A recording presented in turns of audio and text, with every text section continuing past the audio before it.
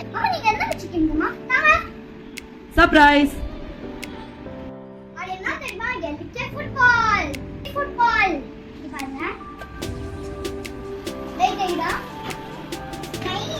ஓ, நீயா வந்து என்கிட்ட. இது பாருங்க. அத பாட் பண்ணுங்க.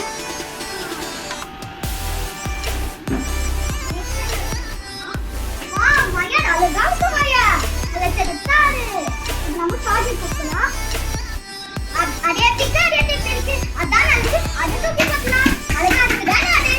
ரொம்ப ரோல். அது காட்லயே போவாரு. அது ஜாலியா